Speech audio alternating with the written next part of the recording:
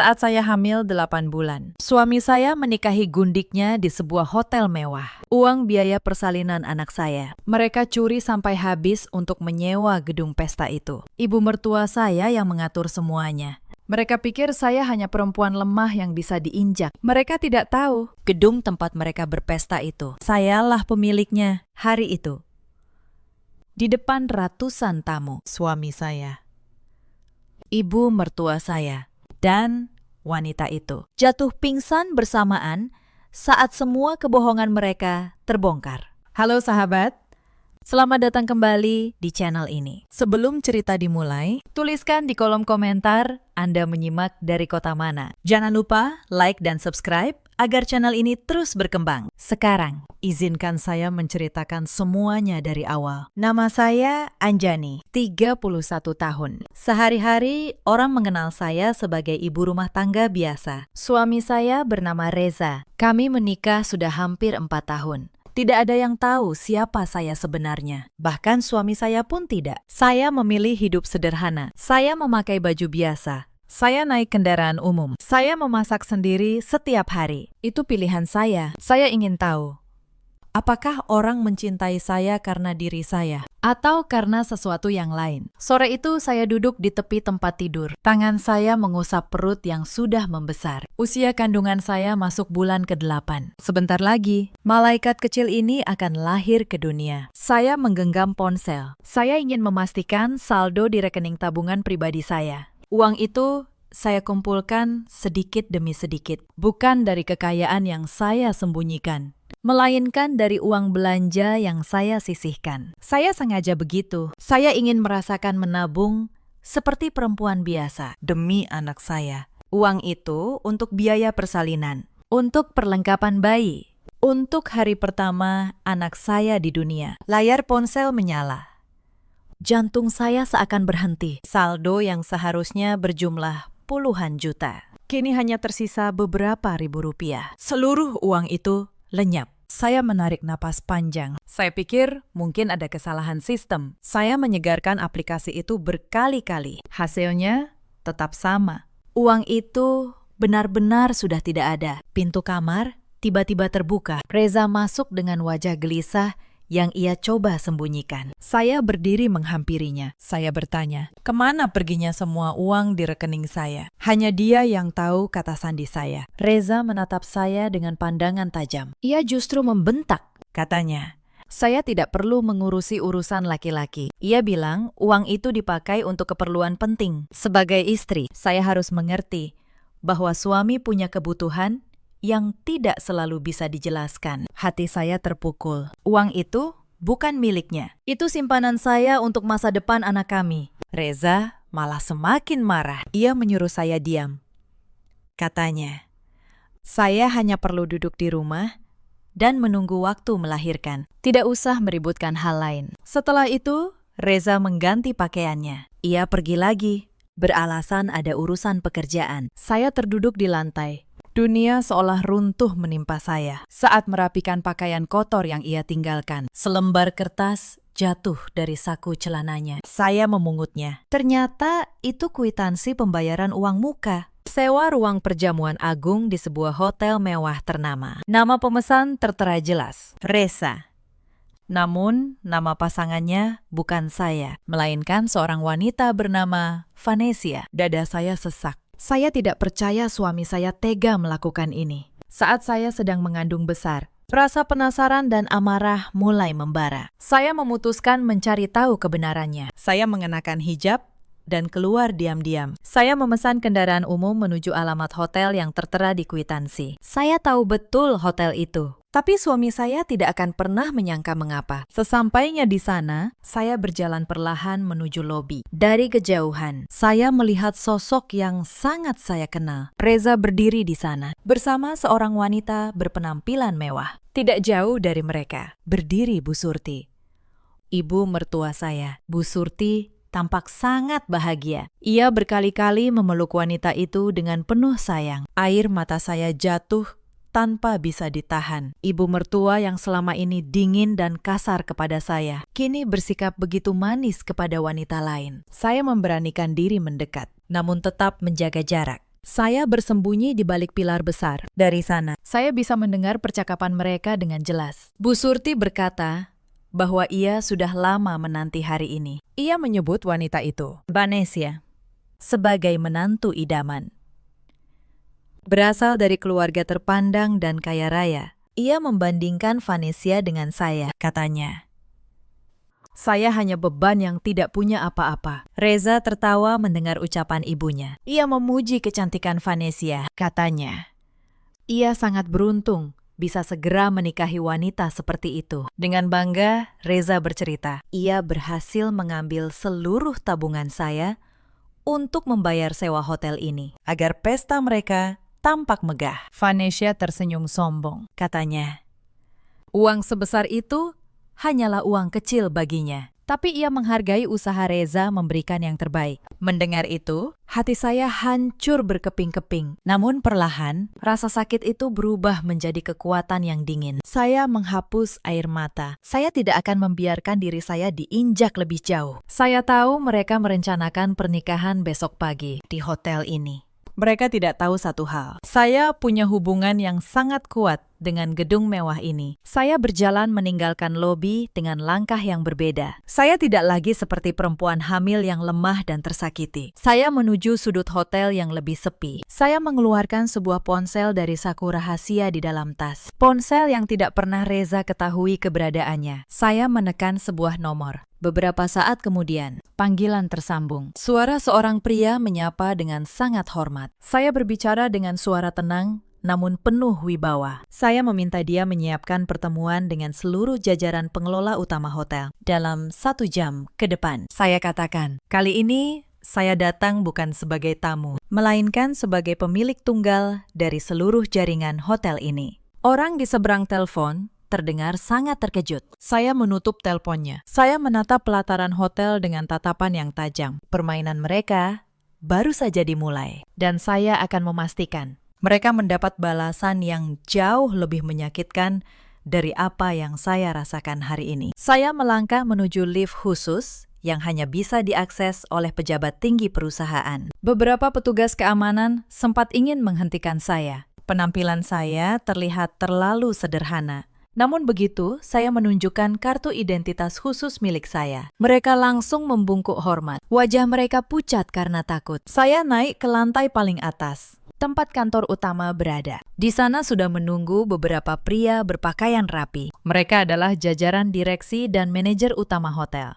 Mereka menyambut saya dengan sikap sangat hormat. Mereka bertanya, mengapa pemilik datang tiba-tiba tanpa pemberitahuan? Saya duduk di kursi utama. Ruangan itu sangat luas. Saya menatap mereka satu persatu. Saya menceritakan, akan ada pesta pernikahan besar di ruang perjamuan agung. Saya menanyakan detail pemesanan atas nama Reza dan Vanessa. Manajer hotel segera memeriksa data. Ia membenarkan, pesta itu sudah dibayar uang mukanya dan sedang dalam persiapan akhir. Lalu, saya memberikan instruksi yang membuat mereka semua terkejut.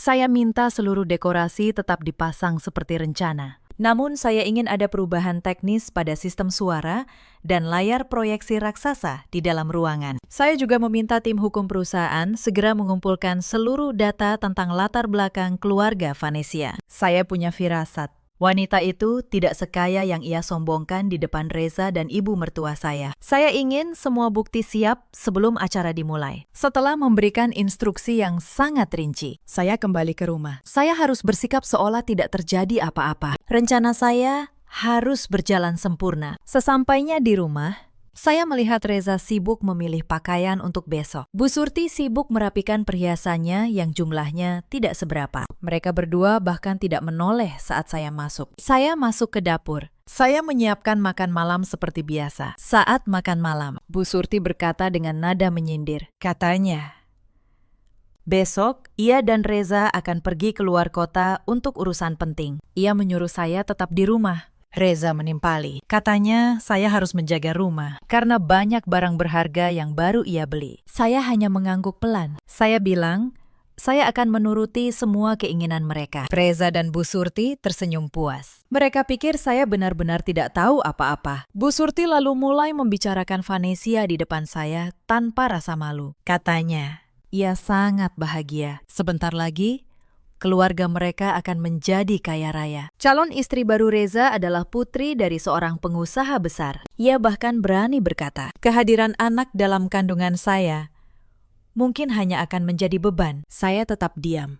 Hati saya perih mendengar suami saya akan menikah lagi. Dan ibu mertua saya mendukungnya sepenuhnya. Malam itu, setelah Reza dan Bu Surti tertidur, saya kembali menghubungi asisten pribadi saya. Saya mendapat laporan awal tentang identitas Vanessa. Ternyata benar, Vanessa bukan orang kaya. Keluarganya terlilit utang di mana-mana. Mereka sedang dikejar banyak pihak. Vanessa mendekati Reza karena mengira Reza kaya dan bisa membayar semua utang keluarganya. Ironis sekali, Reza justru memakai uang curian dari saya hanya untuk memamerkan kekayaan palsu di depan Vanessa. Mereka berdua sebenarnya saling menipu satu sama lain. Saya tersenyum tipis mendengar laporan itu. Takdir sedang bekerja dengan cara yang luar biasa. Dua orang penipu akan bersatu dalam ikatan palsu yang dibiayai uang hasil curian dari perempuan yang mereka anggap lemah. Saya meminta asisten memastikan seluruh bukti penipuan Vanessa dicetak dalam jumlah banyak, siap dibagikan kepada para tamu undangan. Saya juga ingin ada petugas dari pihak berwajib bersiaga di lokasi untuk mengamankan situasi jika terjadi keributan. Keesokan paginya, suasana rumah terasa sibuk. Reza dan Bu Surti berdandan sangat rapi. Mereka terlihat bersemangat. Reza memakai pakaian terbaiknya. Bu Surti memakai perhiasannya dengan gaya sombong. Sebelum berangkat, Reza menghampiri saya.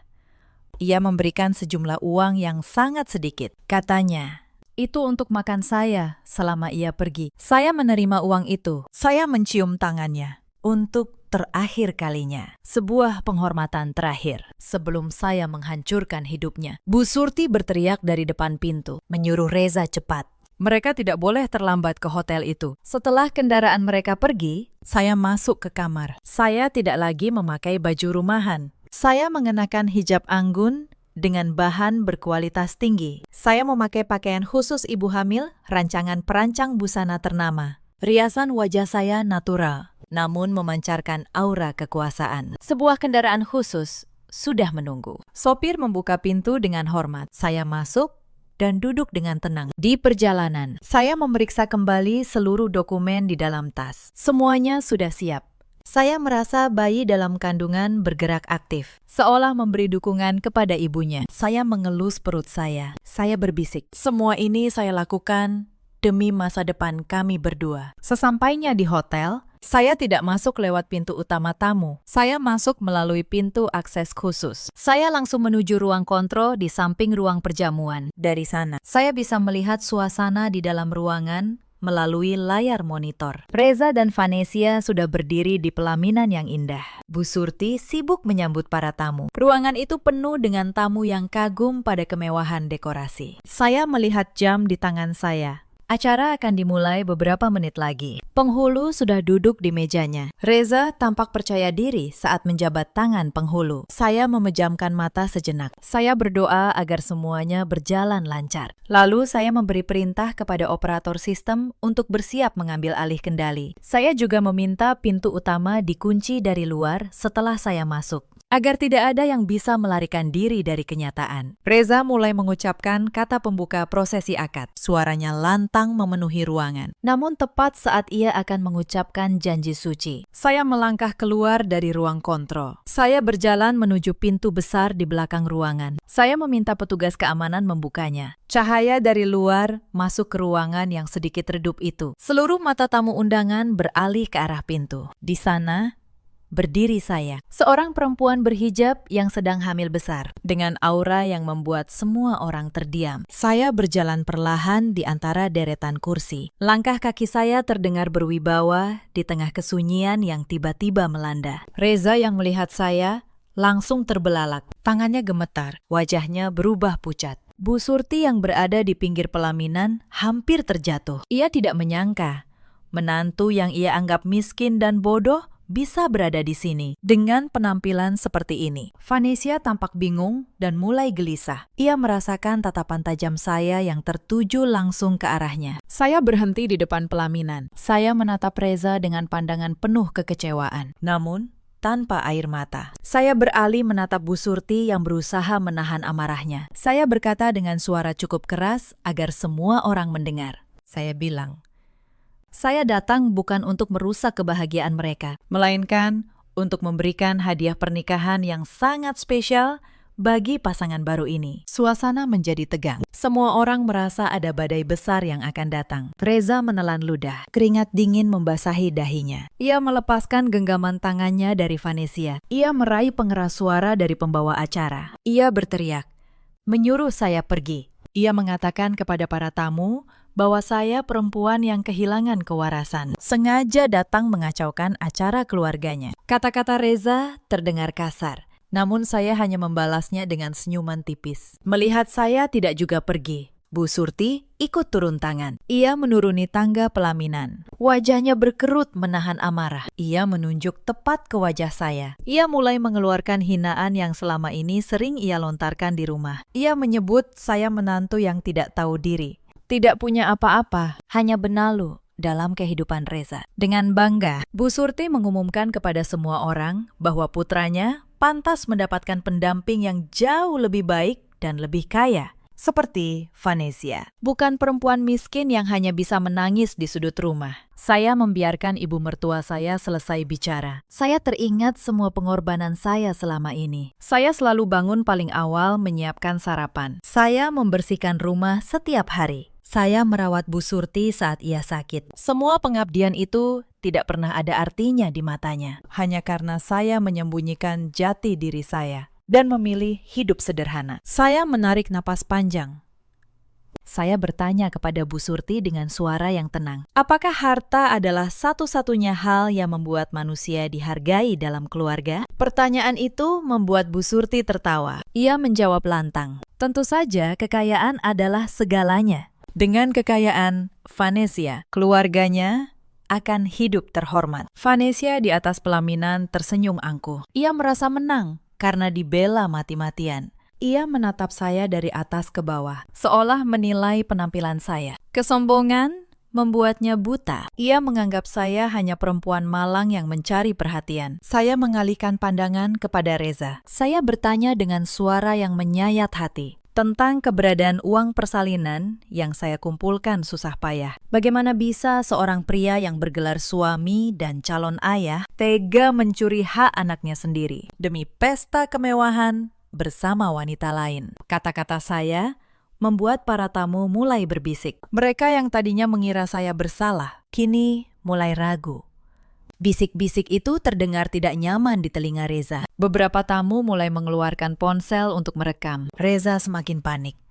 Ia menyangkal semua tuduhan. Ia berteriak, menuduh saya mengarang cerita bohong. Ia menegaskan, pesta ini dibiayai uang pribadinya dan sebagian dibantu keluarga Vanessa yang katanya kaya raya. Ia bersumpah di depan semua orang. Ia tidak pernah menyentuh 1 rupiah pun uang saya. Kebohongan itu justru membuat saya bersyukur. Saya sudah menyiapkan segalanya. Saya tahu Reza tidak akan pernah mengakui kesalahannya tanpa bukti. Saya mengangkat tangan kanan perlahan. Saya memberi isyarat kepada petugas pengendali ruangan yang sejak tadi menunggu perintah saya. Dalam hitungan detik, lampu utama meredup. Layar raksasa di belakang pelaminan tiba-tiba menyala. Semua orang terkejut.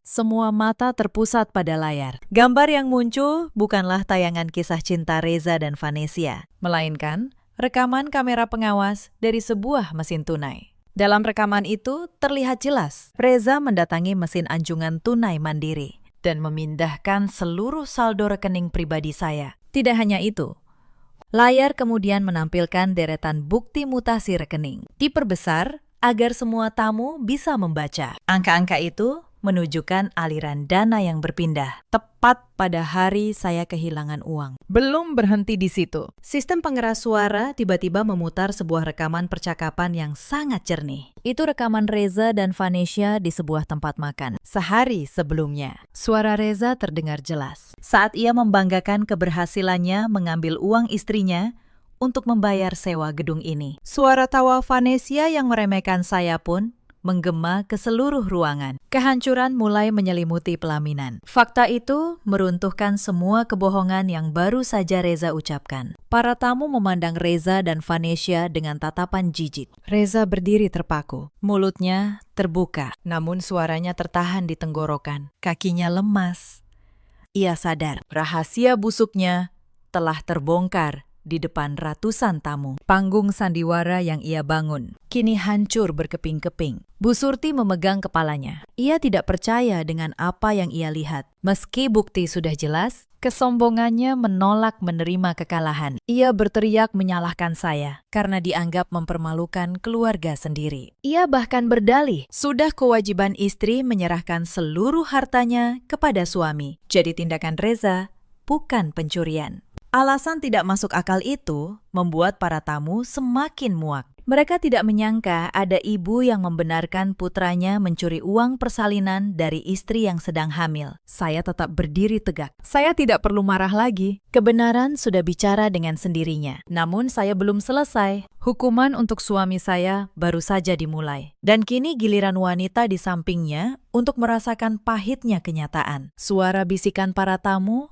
berubah menjadi cibiran. Banyak yang beranjak dari kursi, hendak meninggalkan ruangan. Mereka muak menghadiri pesta yang didanai uang hasil curian. Namun, sebelum ada yang keluar, saya kembali bicara melalui pengeras suara kecil yang saya bawa. Saya meminta mereka tetap di tempat. Pertunjukan utama belum selesai. Saya menatap tajam ke arah Vanessa. Ia mulai menyembunyikan wajahnya di balik tubuh Reza. Keringat dingin membanjiri punggungnya. Tangannya gemetar mencengkeram lengan baju pengantin pria. Saya berjalan perlahan di pelaminan. Saya menoleh ke arah Bu Surti yang masih membela menantu barunya. Saya bertanya, apa yang membuatnya begitu yakin pada Vanessa? Bu Surti menjawab dengan suara tinggi penuh kebanggaan. Ia bersikeras, apapun kesalahan Reza, semua sepadan karena Vanessa akan membawa kekayaan berlimpah. Bu Surti dengan percaya diri mengatakan, Vanessa adalah putri tunggal pengusaha besar yang punya banyak perusahaan. Ia bahkan menyebut janji Vanessa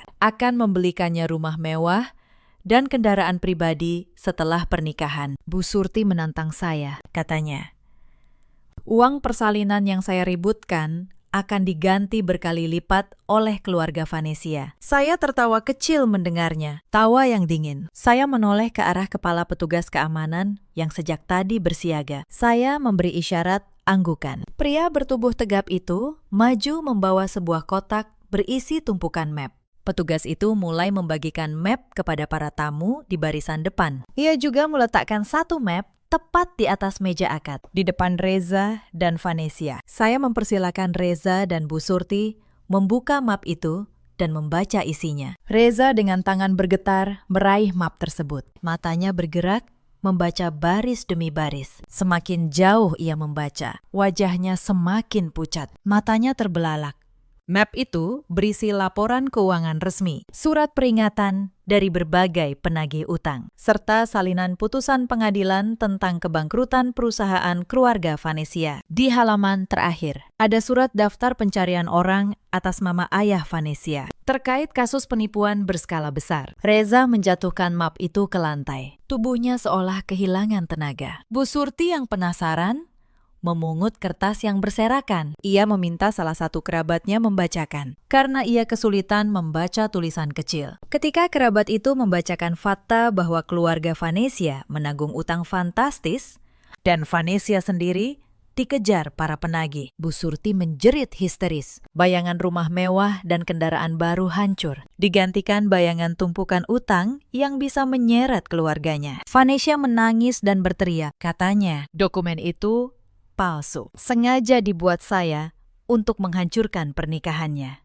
Ia memohon kepada Reza untuk mempercayainya. Ia berusaha memeluk Reza mencari perlindungan. Namun Reza menepis tangannya dengan kasar, hingga ia terdorong ke belakang. Amarah menguasai Reza.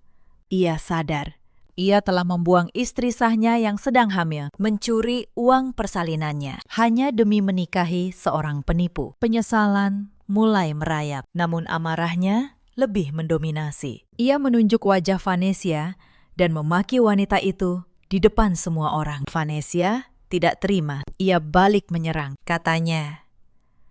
Reza juga sama saja. Laki-laki tidak berguna yang berlagak kaya, padahal memakai uang istrinya. Keduanya saling membongkar aib tanpa rasa malu. Bu Surti yang melihat pertengkaran itu ikut campur. Ia menarik pakaian Vanecia, mencoba memukul wanita yang beberapa menit lalu sangat ia puja. Pemandangan di atas pelaminan itu sangat memalukan. Keluarga yang tadi berdiri penuh kesombongan, kini saling menghancurkan. Para tamu tidak ada yang berniat melerai. Mereka justru memperhatikan sambil menggelengkan kepala. Beberapa tertawa sinis. Pesta megah yang seharusnya penuh doa, kini berubah menjadi arena pertengkaran penuh makian. Saya hanya berdiri menyaksikan. Hati saya tidak lagi merasakan empati untuk mereka. Semua rasa cinta dan hormat saya telah mati, bersamaan dengan hilangnya uang persalinan yang saya kumpulkan dengan keringat dan air mata. Ketika pertengkaran mulai mereda karena mereka kehabisan tenaga, saya melangkah maju. Satu langkah lagi. Reza menatap saya dengan pandangan memohon. Ia mencoba mendekat. Ia berkata dengan suara parau bahwa ia ditipu dan meminta saya memaafkannya. Ia merajuk akan kembali menjadi suami yang baik. Namun langkah Reza dihentikan oleh barisan petugas keamanan yang tiba-tiba membentuk pagar betis untuk melindungi saya. Reza kebingungan.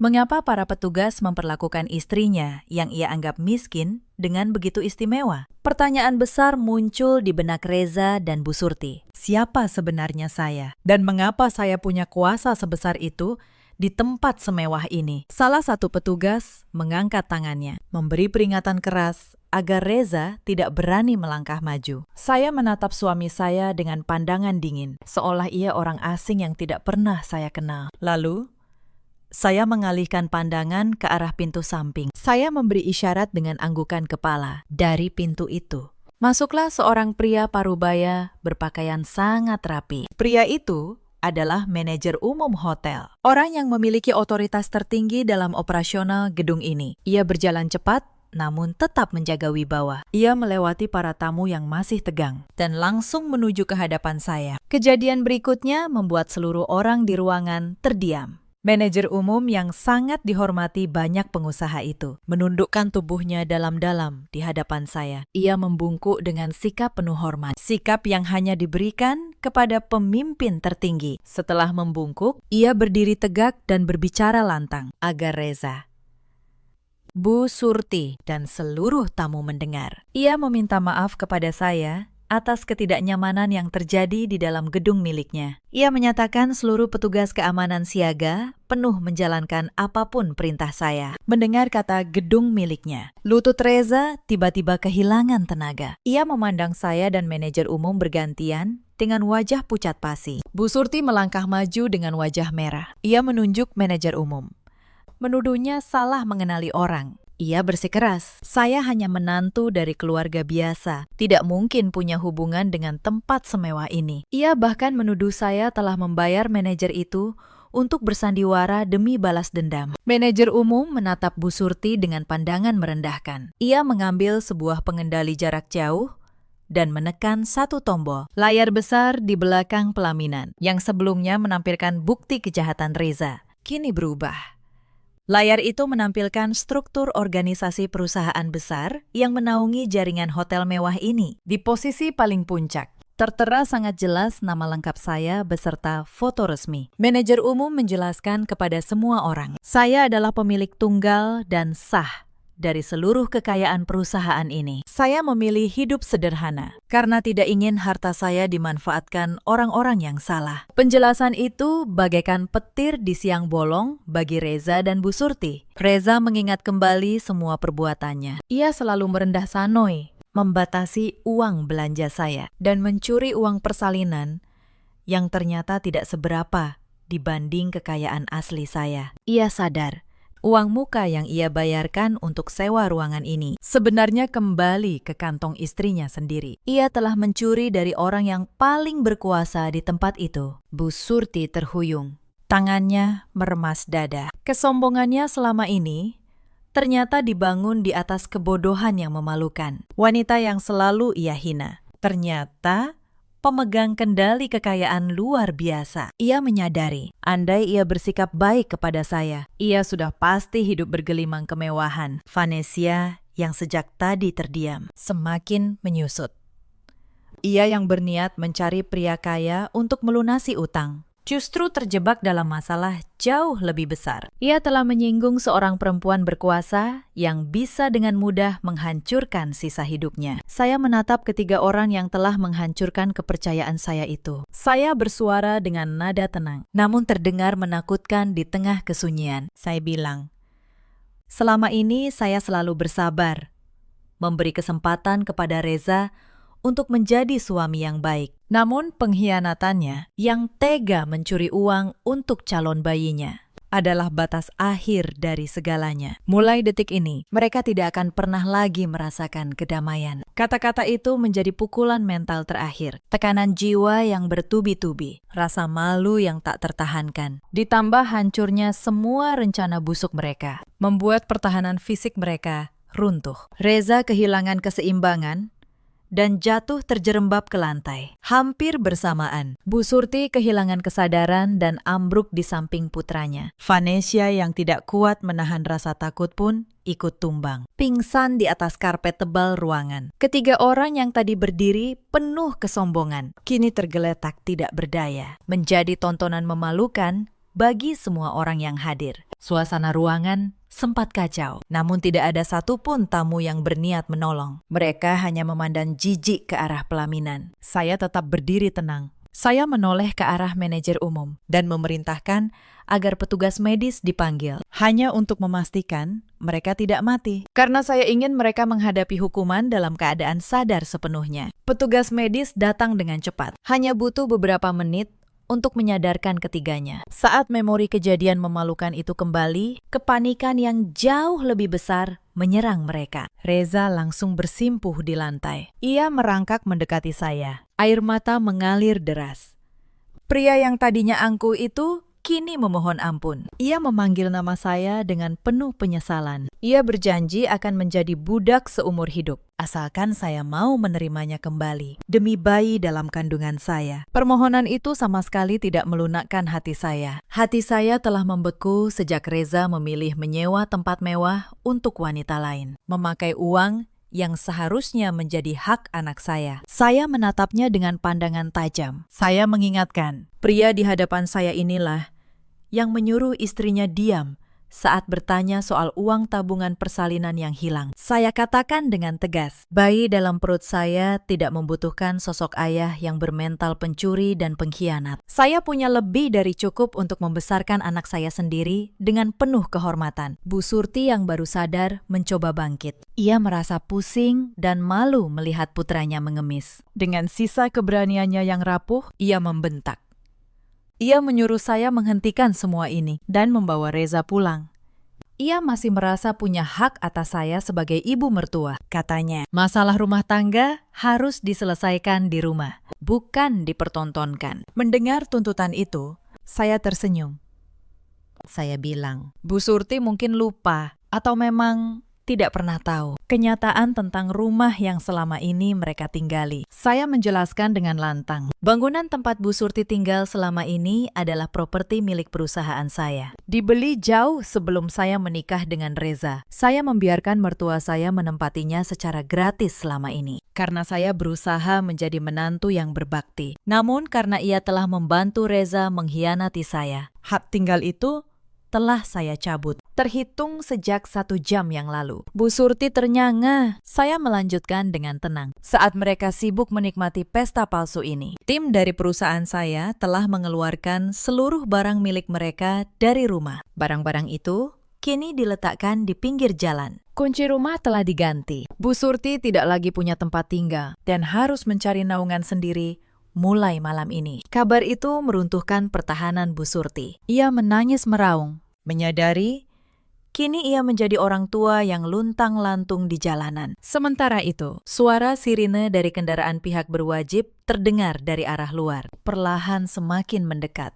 Saya memang telah menghubungi pihak kepolisian sebelumnya. Beberapa petugas berseragam lengkap melangkah masuk membawa surat perintah penangkapan. Petugas menghampiri Vanessa yang meringkuk ketakutan di sudut. Mereka membacakan tuduhan penipuan utang piutang yang telah lama menjadikannya daftar pencarian orang. Vanessa diseret paksa. Tangisannya bergema meminta tolong. Namun, tidak ada yang peduli. Petugas lain mendekati Reza. Atas laporan resmi saya, Reza ditahan dengan tuduhan penggelapan uang persalinan dan penipuan. Tangannya diborgol di depan semua tamu. Ia berteriak memanggil nama saya, berjanji akan mengembalikan semua uang itu. Namun petugas menariknya keluar, menuju mobil patroli. Reza diseret melewati karpet merah yang seharusnya menjadi tempat kebahagiaannya. Kini berubah menjadi jalan menuju sel tahanan yang dingin. Saya berdiri tegak menyaksikan semuanya tanpa berkedip. Para tamu mulai membubarkan diri dalam keheningan. Masih dipenuhi rasa tidak percaya. Setelah ruangan mulai kosong, saya membalikkan badan. Dikawal ketat manajer umum dan barisan petugas keamanan. Saya melangkah pergi dengan kepala tegak, meninggalkan sisa kehancuran orang-orang yang telah meremehkan saya. Saya telah mengambil kembali mahkota saya. Beberapa hari kemudian, kehidupan saya kembali berjalan cepat. Saya tidak membuang waktu sedikit pun untuk menutup lembaran masa lalu. Di ruang kerja pribadi yang luas, saya duduk bersama tim kuasa hukum terbaik perusahaan. Di atas meja kayu jati, terhampar dokumen gugatan cerai dan pemisahan harta. Saya membaca setiap kalimat tanpa keraguan. Pengalaman dikhianati telah menempa saya menjadi perempuan yang jauh lebih kuat. Kuasa hukum saya menjelaskan, proses perceraian akan berjalan cepat, mengingat status Reza kini sebagai tahanan. Bukti perselingkuhan dan pencurian sudah sangat kuat. Tidak bisa dibantah di pengadilan. Saya mengambil pena dan menandatangani setiap lembar dokumen itu. Saya berpesan kepada kuasa hukum, pastikan Reza tidak mendapatkan 1% pun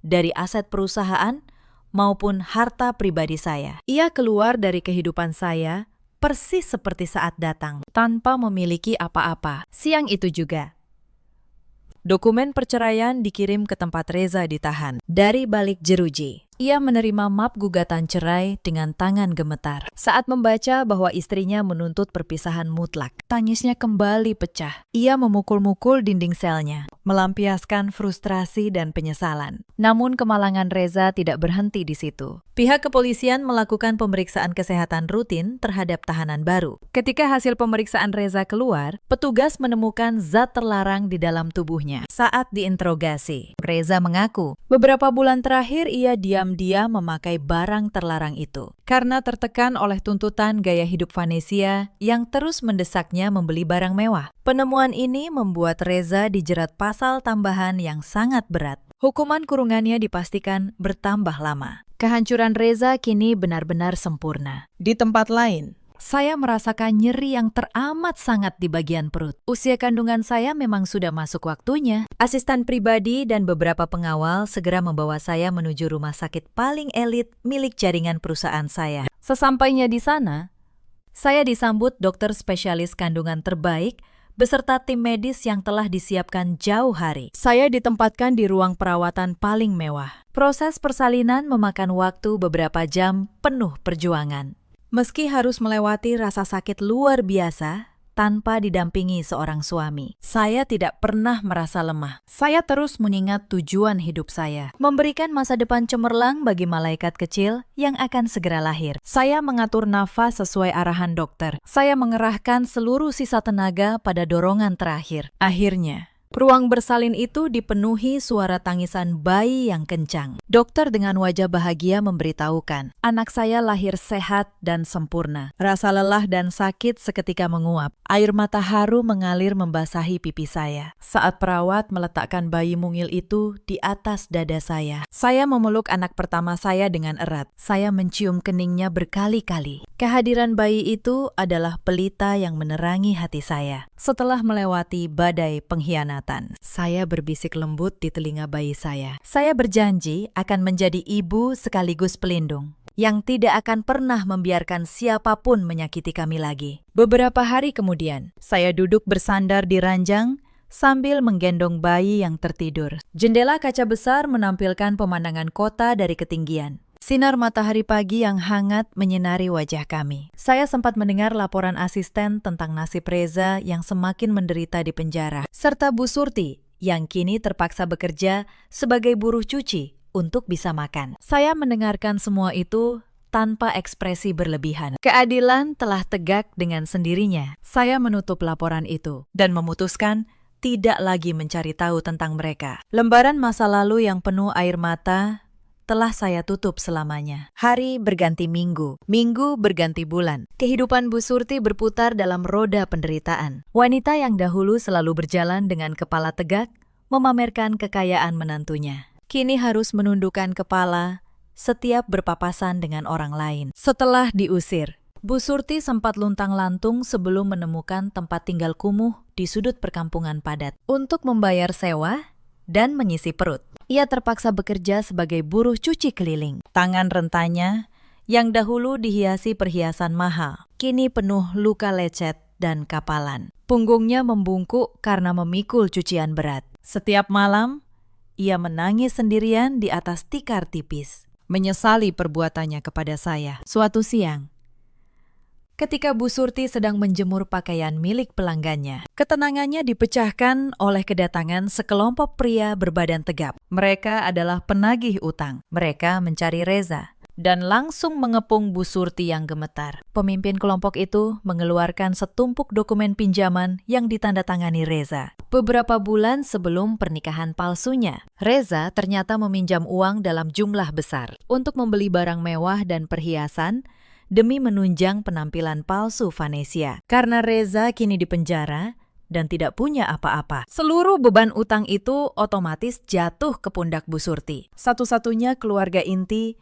yang masih di luar jeruji. Bu Surti menangis memohon. Ia menunjukkan tangannya yang keriput dan pakaiannya yang lusuh. Sebagai bukti, ia tidak punya harta. Ia menjelaskan, ia hanya buruh cuci yang penghasilannya tidak cukup untuk makan. Namun para penagih utang tidak peduli. Mereka membentak dan mengancam. Mereka menendang ember cucian, mengobrak-abrik keranjang pakaian, hingga seluruh cucian bersih jatuh berserakan ke tanah berlumpur. Bu Surti menjerit histeris melihat hasil kerjanya hancur. Ia sadar, para pelanggan pasti memintanya mengganti rugi. Beban hidupnya bertambah berat tanpa ada jalan keluar. Dalam kepanikan, sebuah ide terlintas. Ia teringat saya yang baru melahirkan di rumah sakit mewah milik jaringan perusahaan. Ia berpikir, satu-satunya cara selamat adalah menemui saya dan mengemis belas kasihan melalui cucu kandungnya. Ia yakin kehadiran seorang bayi akan melunakkan hati saya. Tanpa berpikir panjang, Bu Surti berlari menuju rumah sakit. Ia tidak peduli napasnya yang tersengal dan pandangannya yang berkunang-kunang karena lelah dan belum makan. Sesampainya di pelataran rumah sakit, penampilannya yang kumuh menarik perhatian para pengunjung. Ia berlari menuju pintu utama, namun dihentikan dua petugas keamanan. Bu Surti menangis memohon.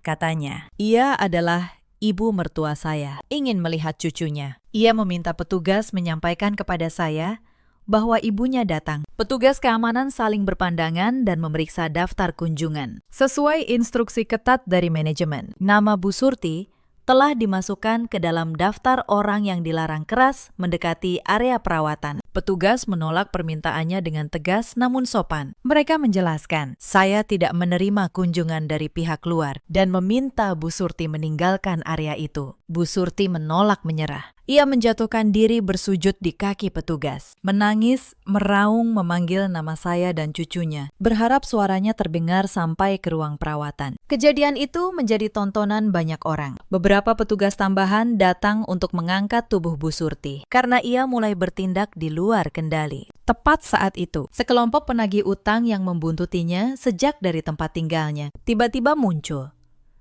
Mereka menerobos masuk dan menarik tangan Bu Surti dari cengkeraman petugas rumah sakit. Pemimpin penagih utang tertawa sinis. Katanya, Bu Surti tidak bisa lari dari tanggung jawabnya dengan bersembunyi di sini. Bu Surti meronta, berteriak meminta tolong kepada siapa saja. Namun orang-orang hanya berani memperhatikan dari kejauhan. Para penagih utang menyeret Bu Surti menyusuri jalan, membawanya pergi untuk dipaksa bekerja melunasi utang putranya. Suara tangisan Bu Surti perlahan memudar, seiring tubuhnya yang diseret menjauh dari gerbang rumah sakit. Ini adalah akhir yang tragis bagi seorang wanita yang dahulu selalu memandang rendah orang lain. Kini ia harus menanggung seluruh penderitaan di sisa umurnya. Karma selalu menemukan jalannya untuk menghukum siapapun yang berlaku zolim kepada orang yang tidak bersalah.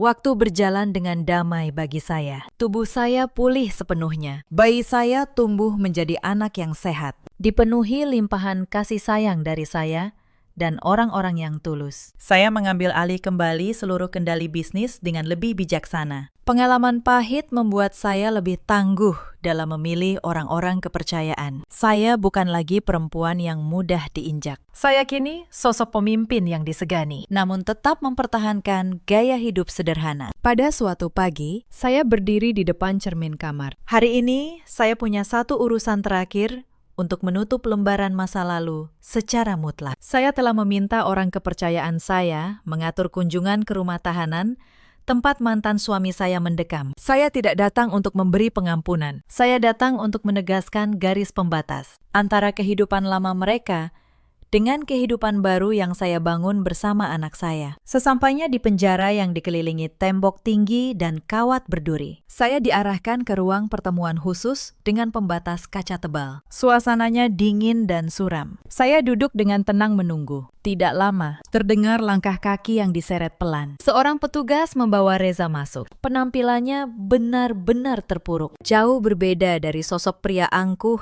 yang dulu membanggakan diri. Rambutnya memanjang berantakan, wajahnya kusam, kantung matanya tebal, menandakan ia terus dihantui mimpi buruk. Tubuhnya menyusut akibat tekanan batin. Ketika Reza melihat saya duduk di balik kaca, air matanya langsung tumpah. Ia bergegas duduk dan meraih gagang alat komunikasi. Saya juga mengangkat gagang di sisi saya. Suara isak tangisnya terdengar memilukan. Ia memanggil nama saya berkali-kali. Ia memohon, meminta saya menariknya keluar dari penderitaan ini. Ia berjanji akan melakukan apa saja, menjadi pelayan saya, membersihkan lantai rumah saya seumur hidup, asalkan saya mencabut laporan itu. Reza terus mengemis dan meratapi nasibnya. Ia menyalahkan kebodohannya sendiri karena terperdaya oleh kepalsuan Vanecia dan menuruti sifat tamak ibunya. Ia mengungkapkan penyesalan yang tidak berujung karena telah membuang permata berharga hanya demi mengejar batu buatan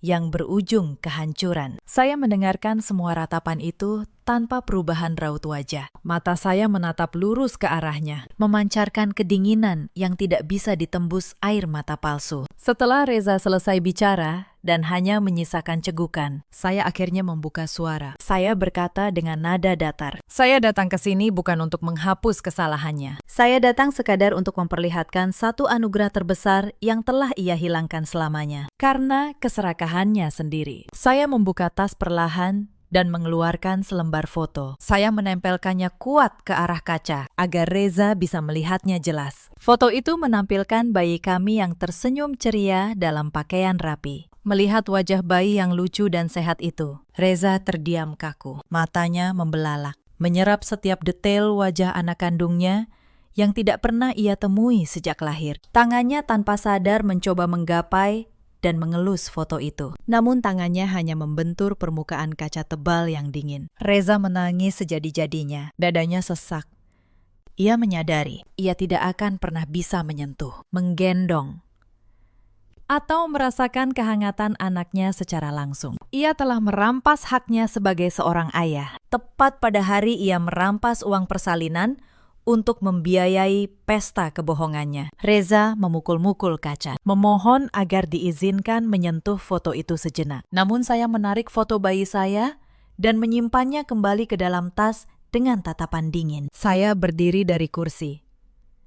Saya menatap Reza untuk yang terakhir kalinya melalui gagang alat komunikasi. Saya menyampaikan pesan penutup yang akan terus menjadi mimpi buruk di telinganya sepanjang sisa hidupnya. Saya katakan, anak ini akan tumbuh menjadi manusia yang luar biasa, bermartabat, dan penuh kasih sayang. Dan ia akan tumbuh besar tanpa pernah perlu mengetahui siapa pengkhianat pengecut yang menyumbangkan benihnya. Hukuman yang sebenarnya baginya bukanlah dinding sel ini, melainkan kenyataan bahwa setiap hari Ia harus bernapas menanggung kesadaran betapa bodohnya ia. Menukar harta karun sejati dengan sampah yang tidak berharga. Setelah mengucapkan kalimat itu, saya meletakkan gagang alat komunikasi dan membalikan badan. Reza menjerit histeris memanggil nama saya. Ia menggedor kaca dengan kepalan tangan hingga memancing perhatian penjaga. Beberapa petugas masuk dan meringkus tubuhnya, menyeretnya kembali ke kurungan. Jeritan putus asa Reza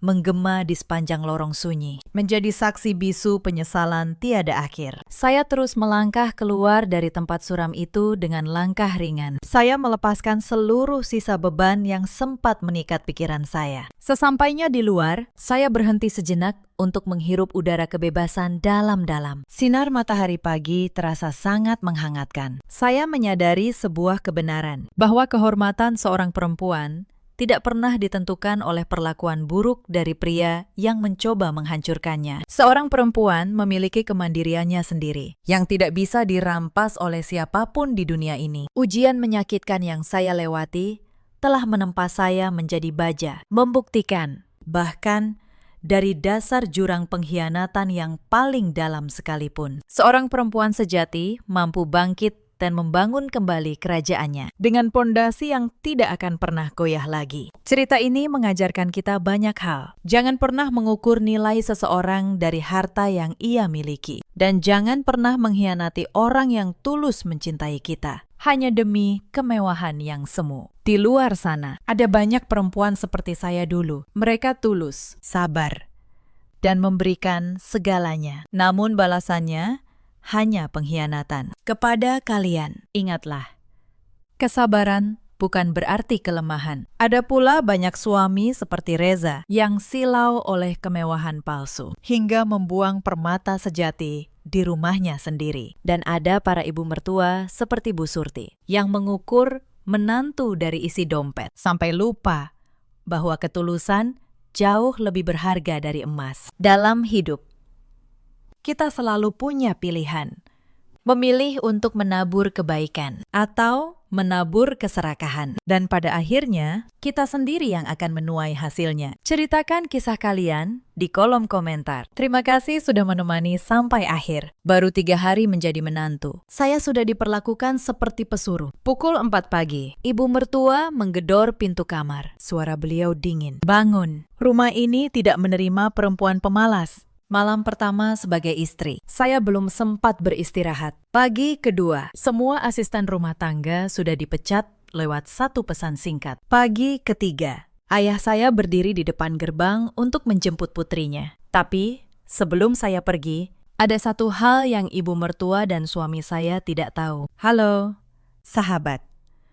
Selamat datang kembali di kanal ini. Kalau cerita kali ini menyentuh hati kalian, tolong tinggalkan satu kata di kolom komentar. Dan jangan lupa subscribe agar tidak kehilangan kisah berikutnya. Mari kita mulai. Nama saya Anindya Larasati. Usia saya 31 tahun. Saya seorang dokter, sekaligus pemilik sebuah klinik kecil di Surabaya. Sudah 6 tahun saya membangun klinik itu dari nol, dengan tangan saya sendiri. Saya terbiasa bekerja keras. Saya tidak takut lelah.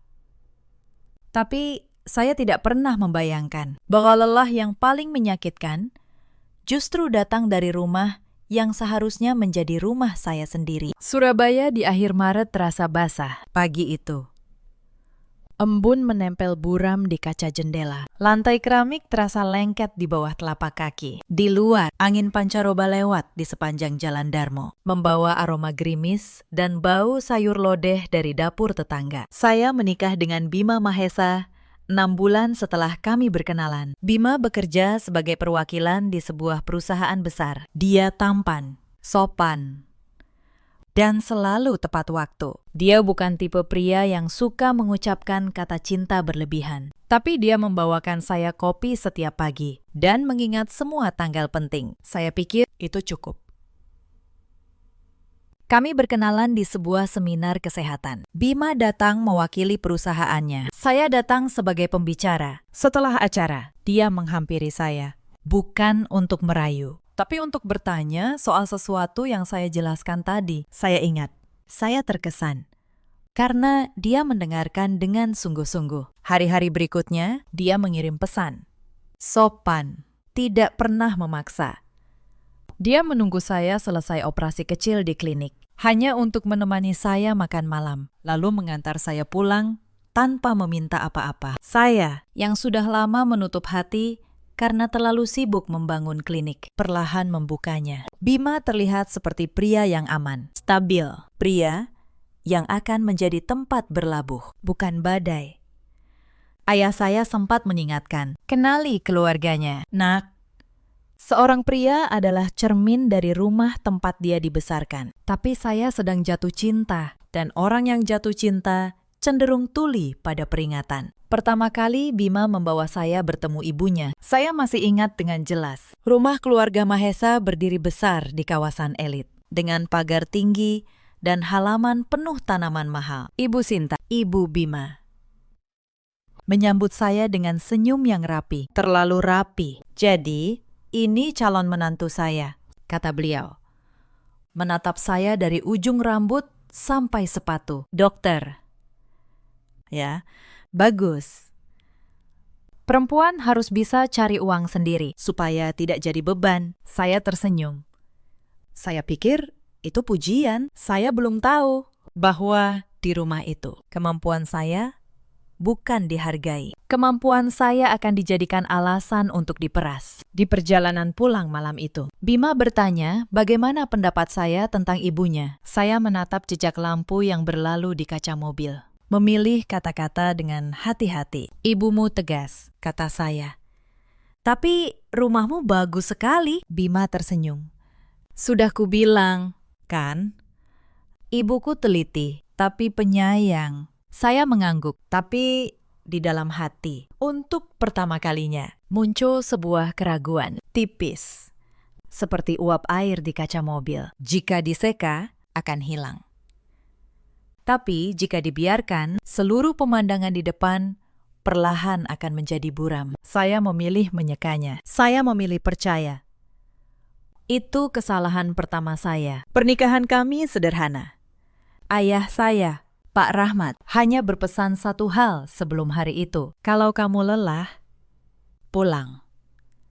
Pintu rumah ini tidak akan pernah dikunci untukmu. Saya tertawa waktu itu. Saya pikir saya tidak akan pernah membutuhkannya. Ayah saya seorang pengusaha. Beliau jarang bicara soal pekerjaannya di depan saya. Saya hanya tahu beliau punya banyak relasi dan banyak orang menghormatinya. Tapi di rumah, beliau hanyalah seorang ayah yang menyimpan foto ibu saya di dompetnya. Bertahun-tahun setelah ibu pergi. Setelah akad, saya pindah ke rumah keluarga Mahesa. Itu permintaan Ibu Sinta. Menantu yang baik, tinggal bersama mertua dulu, kata beliau.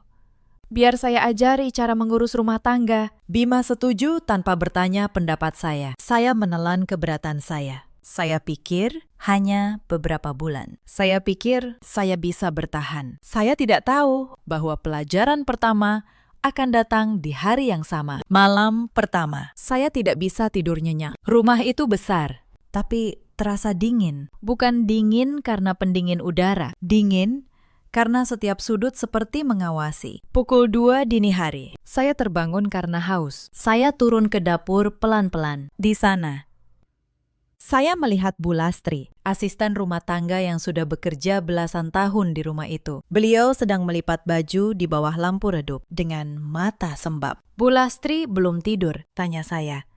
Beliau tersentak, lalu tersenyum getir. Saya dipecat besok pagi. No, Bu Sinta bilang. Sekarang ada menantu, tidak perlu lagi banyak pembantu, cukup satu yang gratis. Saya tertegun.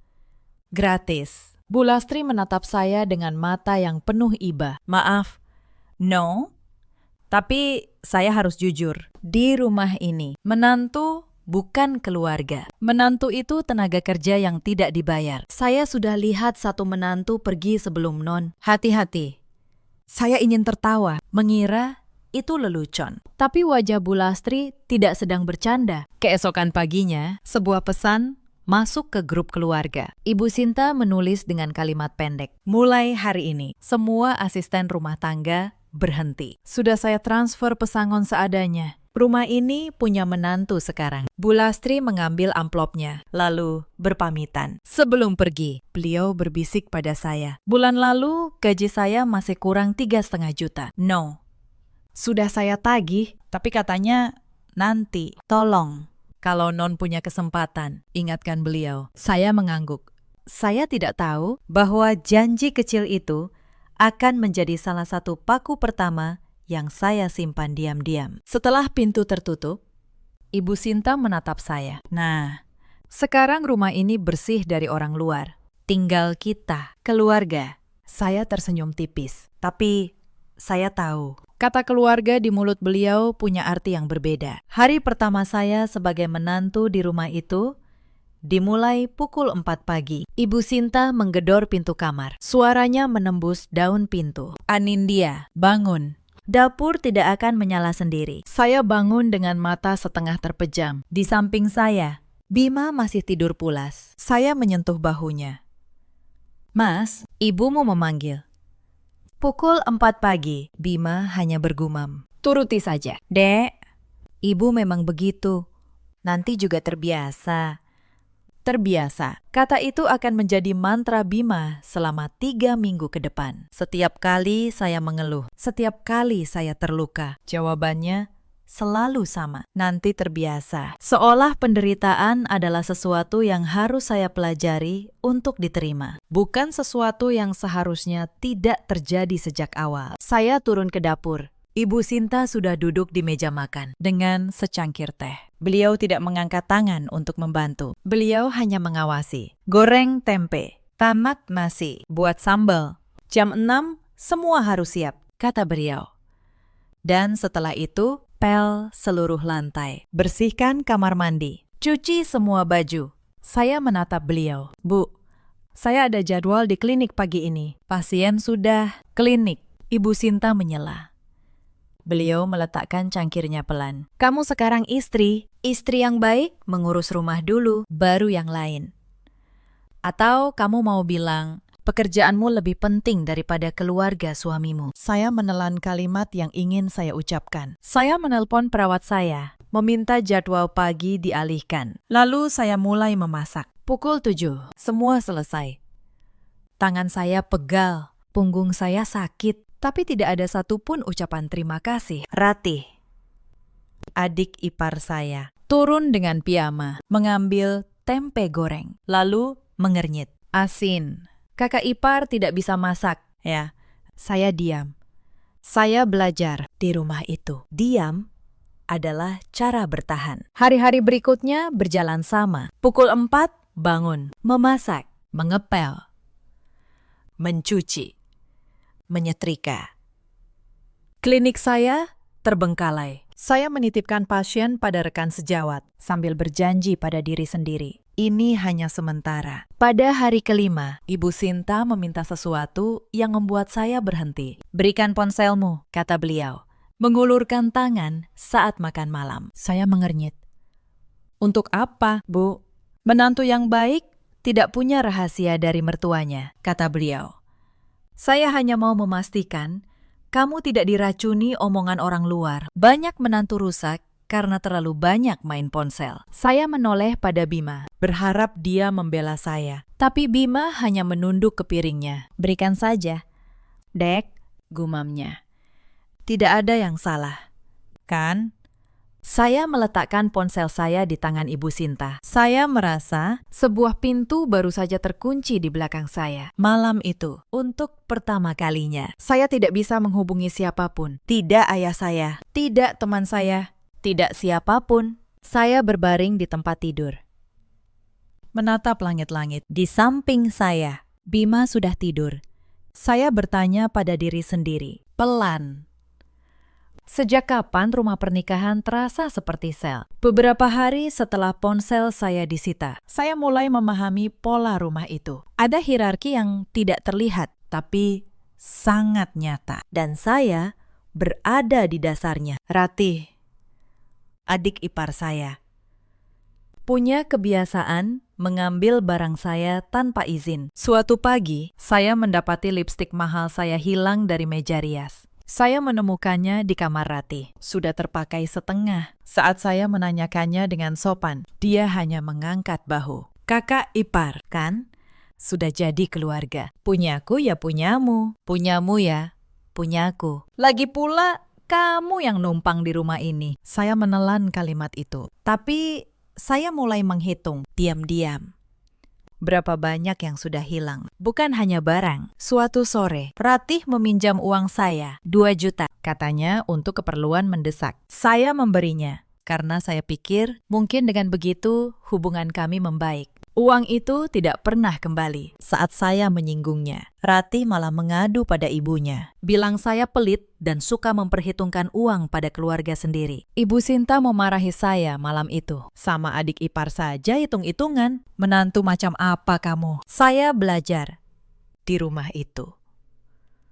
Bahkan kebaikan saya bisa diputar menjadi kesalahan saya. Yang paling menyakitkan bukan pekerjaan fisiknya, tapi cara mereka membuat saya merasa kecil. Ibu Sinta punya keponakan, istri dari ponakan laki-lakinya, yang menikah dengan keluarga kaya. Setiap kali keponakan itu berkunjung, Ibu Sinta berubah. Beliau ramah, hangat, melayani. Dan beliau selalu membandingkannya dengan saya. Lihat itu menantu idaman. Bawa oleh-oleh mahal. Tahu cara menghormati mertua. Tidak seperti yang cuma bisa kerja kasar tapi keras kepala. Saya berdiri di dapur, mendengar perbandingan itu. Dengan tangan yang masih basah dari mencuci piring mereka. Saya mengerti sekarang. Bagi Ibu Sinta, nilai seorang menantu bukan dari kerja kerasnya, tapi dari seberapa banyak yang bisa diperasnya. Malam itu, saya bertemu Bu Lastri lagi, yang ternyata masih sesekali datang membantu diam-diam. Beliau bercerita pelan. Menantu sebelum Non juga begini. No, namanya Mbak Wulan. Pintar, kerja di bank. Tapi 3 bulan saja dia bertahan, pergi sambil menangis, tanpa membawa apa-apa. Bu Sinta sempat mengambil semua perhiasannya. Katanya, untuk jaminan. Sampai sekarang, tidak dikembalikan. Bu Lastri menatap saya. Hati-hati. No. Bu Sinta tidak mengumpulkan menantu. Beliau mengumpulkan korban. Kata-kata itu menempel di benak saya. Tapi tidak membuat saya takut. Justru membuat saya waspada. Saya mulai memperhatikan segalanya. Setiap surat, setiap permintaan, setiap tanda tangan yang diminta, saya menyimpannya dalam ingatan, seperti seorang dokter mencatat gejala sebelum menegakkan diagnosis. Minggu kedua, Ibu Sinta mengumumkan akan ada acara besar. Arisan keluarga besar Mahesa dengan 20 tamu lebih. Dan saya, tentu saja, yang harus memasak semuanya. Ini kesempatan kamu menunjukkan diri sebagai menantu yang becus, kata beliau. Lalu beliau menyerahkan selembar uang 50.000. Ini buat belanja. Saya menatap uang itu di telapak tangan saya, lalu menatap beliau. Mengira saya salah dengar. 50.000 rupiah untuk 20 orang. Bahkan untuk membeli daging saja tidak akan cukup. Saya menatap uang itu. Bu, 20 orang. 50.000 tidak akan cukup, bahkan untuk lauknya saja. Menantu pintar pasti bisa mengaturnya, jawab beliau, tanpa menoleh. Dulu saya membesarkan 3 anak dengan uang segitu. Kamu sekolah tinggi-tinggi, masa tidak bisa? Akhirnya, saya menambahkan uang saya sendiri, ratusan ribu dari tabungan pribadi saya, hanya untuk memasak demi keluarga yang memperlakukan saya seperti pembantu. Saya memasak rendang, opor, dan sambal goreng untuk 20 orang sendirian. Dari subuh hingga siang, saya tidak pernah belajar memasak untuk 20 orang. Tapi sebagai dokter yang terbiasa bekerja di bawah tekanan, saya menyelesaikannya. Tangan saya melepuh karena minyak panas. Punggung saya kaku karena berdiri terlalu lama. Tapi saya menyelesaikannya karena saya masih punya satu harapan bodoh, bahwa kalau saya cukup baik, mereka akan melihat saya sebagai manusia, bukan alat. Saat acara berlangsung, para tamu memuji masakannya. Ibu Sinta tersenyum bangga. Iya, saya yang ajari menantu saya, katanya. Tidak ada satu kata pun yang menyebut bahwa saya yang memasak. Dengan uang saya sendiri, saya berdiri di sudut dapur dengan baju basah keringat, mendengar pujian yang dialamatkan pada orang lain. Salah satu tamu, seorang ibu paruh baya, sempat masuk ke dapur untuk mengambil air. Beliau melihat saya, lalu tersenyum ramah. "Kamu menantunya, ya? Masakanmu enak sekali, pasti capek, ya? Masak sebanyak ini sendirian." Untuk sesaat, hanya kalimat sederhana itu, saya hampir menangis. Bukan karena sedih, tapi karena itu satu-satunya pengakuan yang saya terima hari itu. Dan datangnya dari orang asing, bukan dari keluarga yang saya layani. Tapi itu belum apa-apa. Beberapa hari kemudian, Ibu Sinta memanggil saya ke ruang tengah. Di meja, ada buku tabungan dan beberapa lembar formulir. "Anindya," kata beliau, dengan nada lembut yang justru membuat saya waspada. "Saya dengar kamu punya tabungan sendiri dari klinik itu." Saya mengangguk pelan. "Iya, Bu. Itu hasil kerja saya. Perempuan tidak pandai menyimpan uang," kata beliau. "Nanti habis untuk hal tidak penting. Lebih baik biar saya yang pegang. Saya kelola untuk kepentingan keluarga. Tanda tangan di sini." Saya menatap formulir itu. Itu surat kuasa untuk memindahkan pengelolaan rekening saya pada Ibu Sinta. Tangan saya dingin. "Bu, itu uang untuk operasional klinik, untuk gaji perawat saya. Saya tidak bisa." "Tidak bisa." Suara beliau meninggi sedikit. "Jadi kamu lebih percaya bank daripada keluargamu sendiri. Bima, lihat istrimu. Baru jadi menantu, sudah membantah." Bima yang duduk di sebelah menghela napas. "Dek, sudahlah. Ikuti saja kemauan ibu.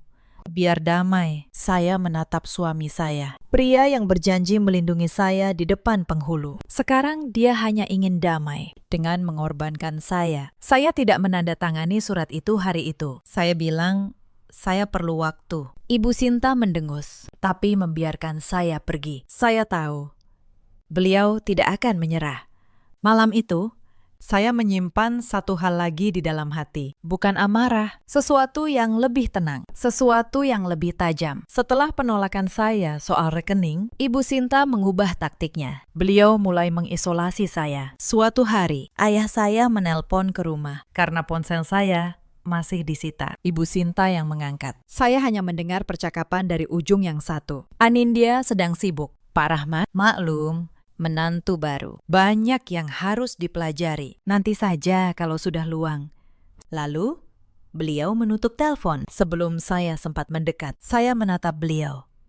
"Bu, itu ayah saya. Saya ingin bicara dengannya." "Nanti," kata beliau singkat. "Kamu sekarang bagian dari keluarga ini. Tidak perlu terlalu sering menempel pada keluarga lama. Nanti orang mengira saya tidak becus mengurus menantu." Saya mengerti sekarang. Mereka bukan hanya ingin tenaga saya. Mereka ingin memutus saya dari satu-satunya orang yang bisa melindungi saya. Mereka ingin saya sendirian agar lebih mudah dikendalikan.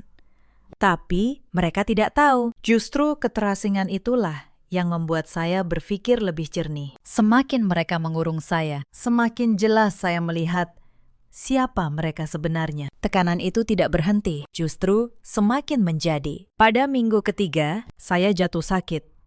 Demam tinggi, badan menggigil. Sebagai dokter, saya tahu tubuh saya butuh istirahat. Saya berbaring di kamar, dengan kompres di dahi. Pagi itu, Ibu Sinta masuk tanpa mengetuk. Beliau menatap saya yang terbaring. "Bangun. Hari ini keluarga Bapak datang dari Malang. Harus ada makan siang." "Bu, saya demam," kata saya, dengan suara serak. 39 derajat. Saya tidak kuat berdiri lama. Demam. Ibu Sinta mendengus. "Dulu saya melahirkan pagi. Sorenya sudah masak. Perempuan zaman sekarang manja. Bangun." "Atau kamu mau saya bilang ke seluruh keluarga? Menantu saya pemalas yang pura-pura sakit." Sebagai dokter, saya tahu persis apa yang terjadi pada tubuh saya. Demam 39 derajat berarti tubuh sedang melawan infeksi. Berdiri lama di dapur, terkena uap panas, bisa membuat saya kolaps. Saya menjelaskan itu pada Ibu Sinta dengan bahasa sesederhana mungkin, tapi beliau hanya melambaikan tangan. Seolah ilmu yang saya pelajari bertahun-tahun tidak lebih berharga daripada keinginannya untuk tampak terhormat di depan kerabat. Saya bangun. Dengan kepala berputar, saya turun ke dapur. Saya memasak dengan tangan gemetar. Keringat dingin membasahi punggung saya. Pandangan saya berkali-kali mengabur. Di tengah memasak, saya hampir pingsan, berpegangan pada meja agar tidak jatuh. Ratih lewat, melihat saya. Lalu hanya berkata, "Jangan sampai masakannya jatuh, ya. Malu kalau tamu lihat." Lalu dia pergi, tanpa menawarkan bantuan sedikit pun. Saya ingin marah, tapi saya terlalu lemah bahkan untuk marah. Yang tersisa hanya satu pikiran yang berputar terus, seperti jarum jam. Jika saya jatuh sakit parah di rumah ini, apakah ada satupun dari mereka yang akan membawa saya ke rumah sakit? Atau mereka hanya akan kesal karena tidak ada yang memasak makan malam? Hari itu, saya menyajikan makan siang untuk 10 orang dengan demam 39 derajat. Tidak ada yang bertanya apakah saya baik-baik saja. Tidak ada yang menyuruh saya istirahat. Saya kembali ke kamar setelah semua selesai dan menangis tanpa suara agar tidak ada yang mendengar. Itu malam saya menyadari sesuatu. Saya tidak sedang dicintai, saya sedang dikonsumsi. Ada satu kejadian lagi beberapa hari setelah itu yang membuat saya benar-benar berhenti berharap pada Bima. Suatu malam, saya tidak sengaja memecahkan sebuah vas keramik di ruang tamu. Vas itu memang sudah retak, tersenggol gorden saat saya membersihkan. Tapi Ibu Sinta menjadikannya peristiwa besar. Beliau mengumpulkan beberapa kerabat yang kebetulan menginap, lalu menyuruh saya berdiri di tengah ruangan. "Minta maaf," kata beliau, di depan semua orang. Vas itu pemberian almarhum mertua saya. Tidak ternilai harganya. Saya menjelaskan dengan sopan bahwa vas itu sudah retak sebelumnya. Tapi Ibu Sinta tidak mau dengar. Menantu yang tahu diri akan minta maaf, bukan mencari alasan. Atau kamu mau saya anggap menantu yang tidak tahu adat? Saya menatap Bima. Sekali lagi. Mencari secuil pembelaan, Bima hanya menatap lantai, lalu berbisik. "Sudah, Dek, minta maaf saja, biar selesai." Maka saya meminta maaf di tengah ruangan, di depan orang-orang asing, untuk sebuah vas yang bukan saya yang merusaknya. Saya melihat seringai puas di wajah Ratih. Saya melihat kerabat-kerabat itu memandang saya dengan campuran kasihan dan penghakiman. Dan saya melihat suami saya yang memilih kenyamanannya sendiri di atas martabat istrinya. Saat itu, sesuatu di dalam diri saya berubah, bukan patah. Justru sebaliknya, mengeras. Seperti tanah liat yang dibakar. Akhirnya, menjadi keramik. Saya berhenti menangis di malam hari. Saya mulai mengamati. Saya mulai mencatat. Karena saya tahu, cepat atau lambat, mereka akan melangkah terlalu jauh. Dan saya ingin siap saat itu tiba. Puncaknya datang seminggu kemudian. Suatu sore, Ibu Sinta memanggil semua orang ke ruang tamu. Bima ada. Ratih ada. Bahkan beberapa kerabat dekat ikut hadir. Di atas meja ada setumpuk dokumen. "Anindya," kata Ibu Sinta, dengan suara yang sengaja dibuat terdengar di depan semua orang. "Duduk. Hari ini kita bicara yang jelas, biar tidak ada masalah di kemudian hari." Saya duduk di kursi tunggal, punggung saya tegak, tangan saya saling bertaut. Saya merasa ini bukan percakapan biasa. Ini sebuah jebakan yang sudah disiapkan. Ibu Sinta mendorong dokumen itu ke arah saya. "Kamu tinggal di rumah ini, makan di rumah ini. Maka wajar kalau kamu ikut menanggung. Tanda tangani surat ini. Ini soal rumah. Supaya semua jelas, harta keluarga tetap di keluarga." Saya membuka dokumen itu.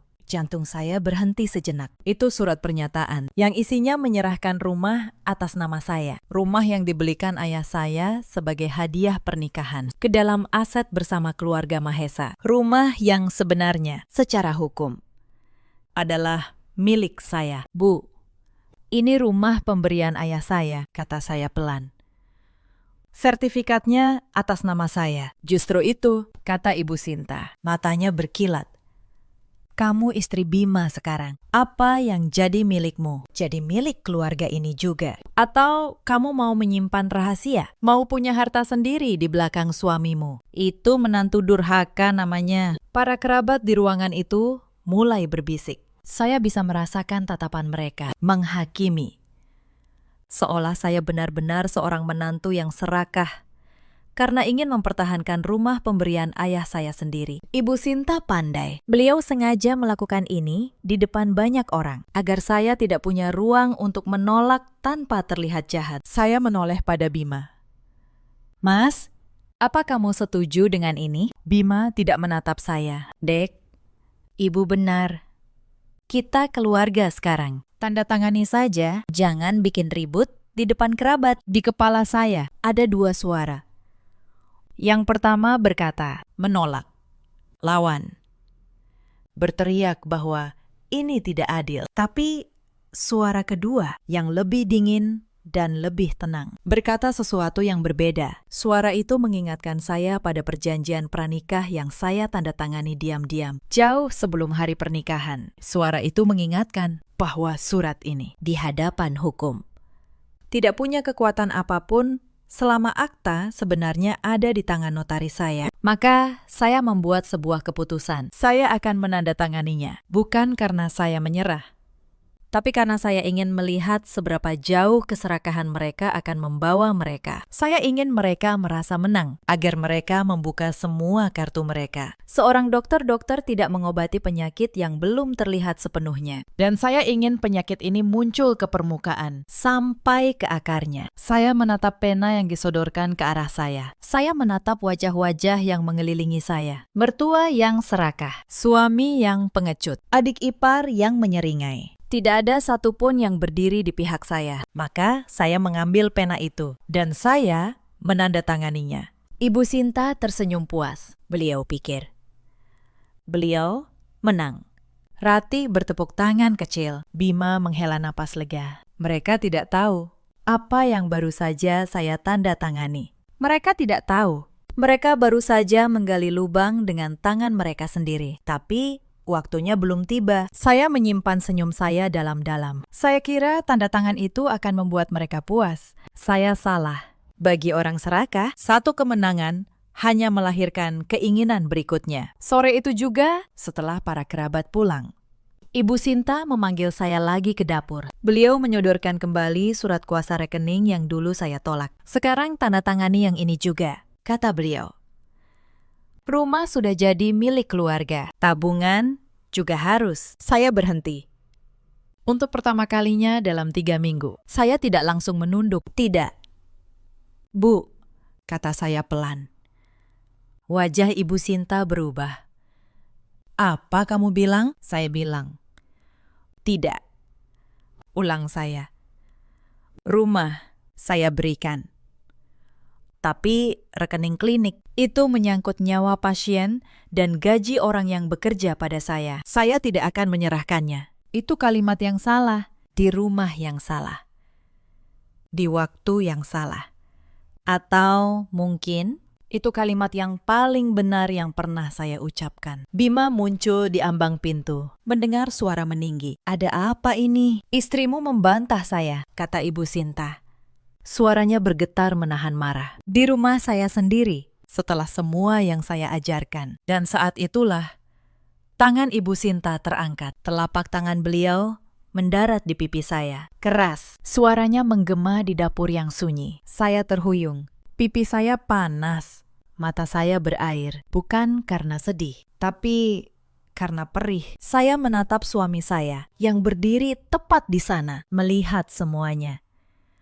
Mas, kata saya, dengan suara yang nyaris tidak keluar. Ibumu menampar saya di depanmu. Saya menunggu. Saya menunggu Bima marah. Saya menunggu dia membela saya. Saya menunggu dengan sisa harapan terakhir yang saya punya. Bahwa pria yang saya nikahi masih punya tulang punggung. Tapi Bima hanya menarik napas. Lalu dia berkata dengan suara yang akan saya ingat seumur hidup. Dek, Ibu pasti punya alasan. Mungkin kamu memang keterlaluan. Minta maaf sama ibu. Dunia saya runtuh dengan sangat tenang. Tidak ada ledakan.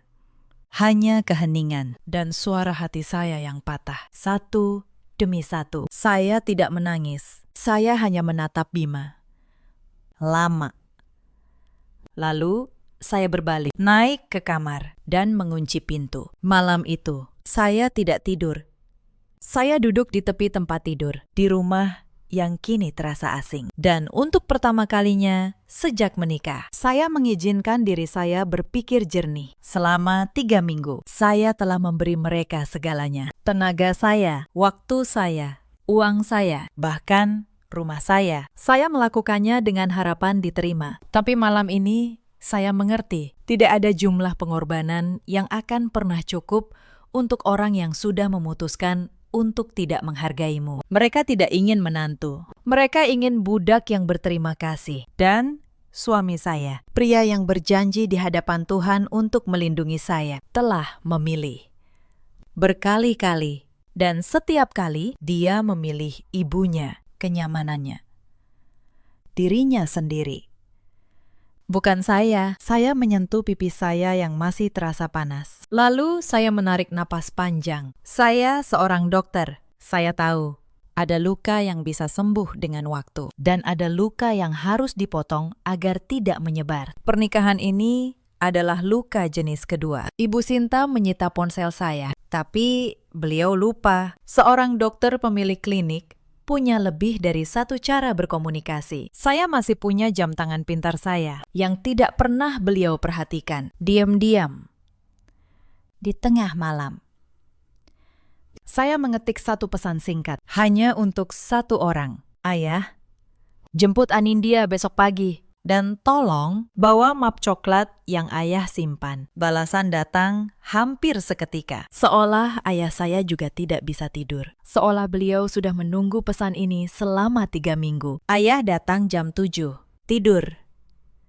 Nak, semua akan selesai besok. Saya menatap layar kecil itu. Dan untuk pertama kalinya dalam sebulan, air mata saya jatuh bukan karena terluka, tapi karena lega. Karena di tengah rumah yang dingin ini, masih ada satu orang yang pintunya tidak pernah dikunci untuk saya. Pagi berikutnya, langit Surabaya cerah, seolah tahu sesuatu akan berubah. Pukul 7, sebuah mobil berhenti di depan gerbang keluarga Mahesa. Ayah saya, Pak Rahmat, turun dengan tenang. Beliau tidak datang sendirian. Di belakangnya, ada seorang pria berkacamata, membawa tas kerja. Pak Tono. Notaris. Ibu Sinta membuka pintu dengan air muka yang langsung berubah ramah. Oh, Pak Rahmat. Besan. Mari, silakan masuk. Maaf, rumah berantakan. Tidak perlu basa-basi. Bu Sinta, kata ayah saya. Suaranya pelan, tapi ada bobot di dalamnya yang membuat Ibu Sinta terdiam. Saya datang menjemput anak saya dan menyelesaikan beberapa hal. Bima turun dari tangga, masih dengan wajah mengantuk. Begitu melihat ayah saya, wajahnya pucat. Ratih mengintip dari balik dinding. Saya turun dengan koper kecil di tangan. Pipi saya masih ada bekas merah samar. Ayah saya melihatnya. Rahang beliau mengeras. Tapi beliau tidak berkata apa-apa. Belum. Duduk semua, kata ayah saya.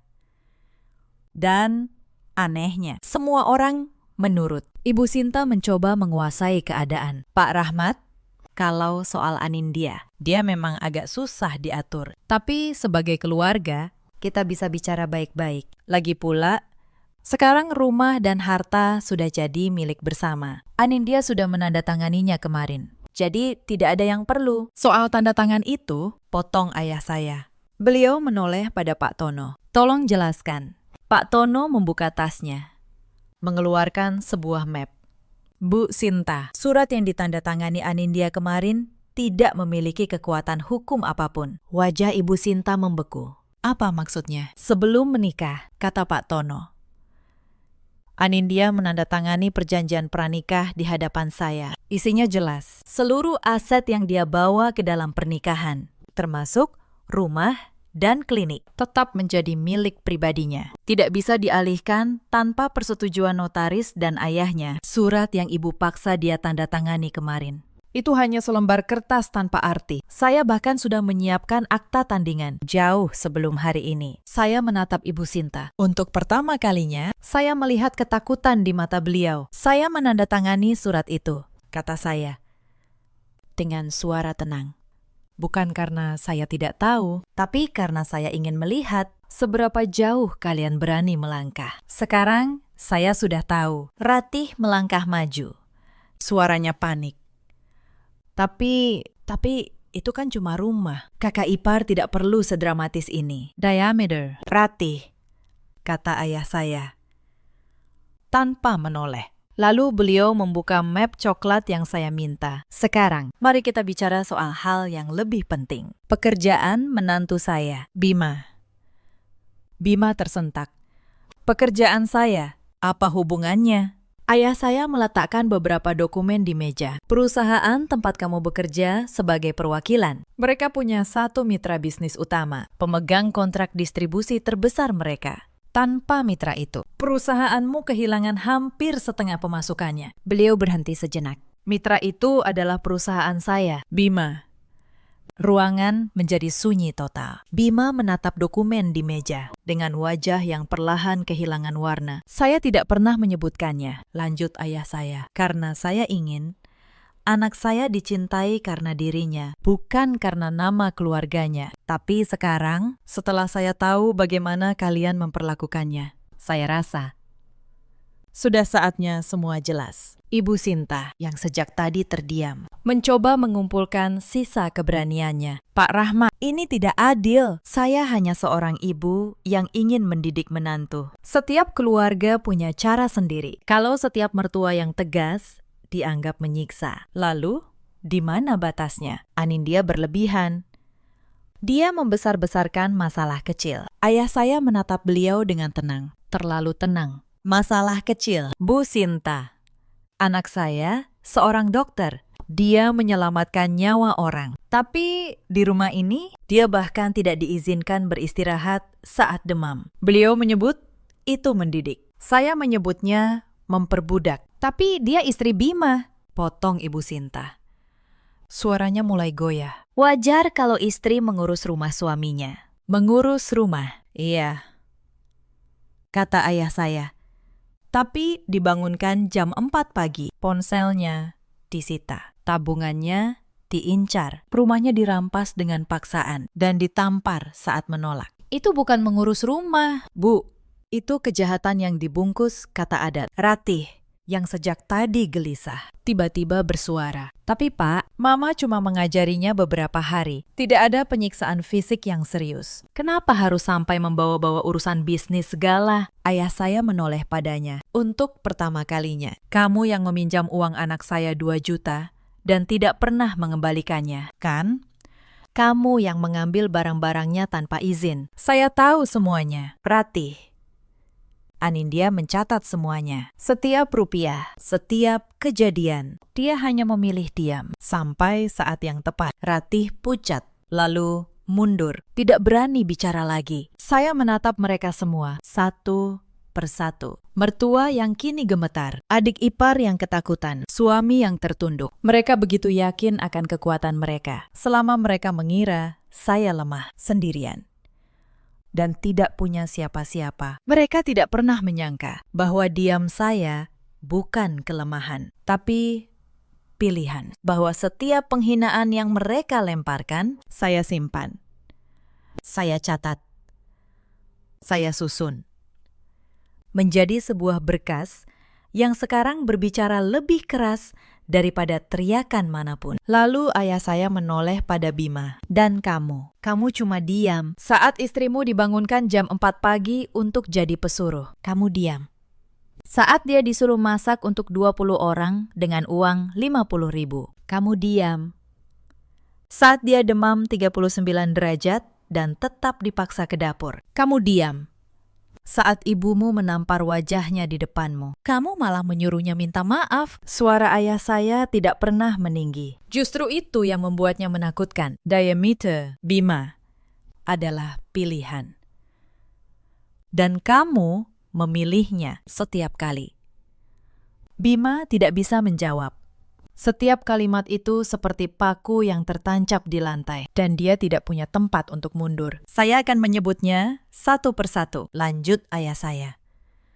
Menatap Ibu Sinta. Ibu memecat semua asisten rumah tangga setelah pernikahan. Benar atau tidak? Ibu Sinta terdiam. Ibu membangunkan anak saya jam 4 pagi untuk bekerja seperti pembantu. Benar atau tidak? Tidak ada jawaban. Ibu menyita ponselnya. Memaksanya memasak dalam keadaan sakit. Memaksanya menandatangani surat rumah di depan kerabat. Dan menamparnya. Benar atau tidak? Ibu Sinta membuka mulut. Tapi tidak ada suara yang keluar. Wajah beliau, yang selalu rapi dan dingin, kini retak total. Saya tidak akan menuntut ibu, kata ayah saya akhirnya, karena anak saya tidak ingin urusan ini berlarut. Tapi mulai hari ini, kontrak distribusi antara perusahaan saya dan perusahaan tempat Bima bekerja. Saya tinjau ulang. Saya akan bicara pada Direktur Bima, bukan untuk balas dendam, tapi untuk menjelaskan perusahaan macam apa yang membiarkan perwakilannya memperlakukan istri seperti itu. Dan apa artinya itu bagi reputasi mereka di mata para mitra. Bima jatuh terduduk di sofa. Dia tahu artinya. Kehilangan mitra terbesar berarti perusahaannya goyah. Dan seorang perwakilan yang menyebabkan perusahaan kehilangan mitra utama. Karena masalah rumah tangganya sendiri. Tidak akan punya tempat dimanapun. Amin dia, kata Bima. Menoleh pada saya dengan mata memohon. Dek, tolong, bicara sama ayahmu. Kita bisa perbaiki ini. Aku salah, aku tahu. Tapi jangan hancurkan karirku. Saya menatapnya. Pria yang dulu membawakan saya kopi setiap pagi. Pria yang saya kira akan melindungi saya. Sekarang dia memohon. Bukan karena dia menyesal telah menyakiti saya, tapi karena dia takut kehilangan apa yang dia miliki. Mas, kata saya pelan. Kamu menyesal sekarang. Tapi aku ingin tanya satu hal. Kamu menyesal karena aku terluka? Atau menyesal karena kamu kehilangan? Bima terdiam. Bibirnya bergetar. Apa bedanya? Beda, kata saya. Kalau kamu terluka karena aku, kamu pasti sudah marah sejak ibumu menampar pipiku. Tapi kamu baru hancur sekarang setelah tahu siapa ayahku. Yang kamu sesali bukan aku, Mas. Yang kamu sesali adalah jabatan, rumah, dan masa depan yang baru saja lepas dari tanganmu. Bima mundur setengah langkah. Dia tidak punya jawaban karena dia tahu saya benar. Ayah saya berdiri, merapikan jasnya. Amin dia, ambil barangmu, kita pulang. Saya mengangkat koper saya, tapi sebelum melangkah, saya berhenti di depan Ibu Sinta. Saya tidak membentak. Saya tidak menangis. Saya hanya berbicara, pelan dan jelas, agar setiap kata terdengar. Bu, saya tidak pernah membenci ibu. Saya hanya ingin diterima sebagai keluarga. Saya memasak, mengepel, mencuci. Bahkan saat sakit. Karena saya pikir kalau saya cukup baik, ibu akan menerima saya. Tapi saya salah. Bagi ibu, saya tidak pernah menantu. Saya hanya tenaga gratis yang kebetulan dinikahi anak ibu. Ibu Sinta tidak menjawab. Tangannya yang kemarin begitu cepat terangkat untuk menampar, sekarang gemetar di pangkuannya. Oh, satu lagi, kata saya. Mengeluarkan amplop kecil dari tas saya. Saya meletakkannya di meja. Ini 3,5 juta. Gaji Bu Lastri yang belum ibu bayar. Saya yang bayar. Karena seorang yang sudah mengabdi belasan tahun. Layak dihormati. Sesuatu yang sepertinya tidak ibu mengerti. Lalu, saya berbalik dan berjalan keluar dari rumah itu. Untuk terakhir kalinya. Di gerbang, Bu Lastri sudah menunggu. Rupanya ayah saya menjemputnya juga untuk bekerja di rumah kami dengan gaji yang layak. Beliau menggenggam tangan saya dengan mata berkaca. Sudah saya bilang, kan? No. Hati-hati. Tapi Non lebih kuat dari yang saya kira. Saya tersenyum.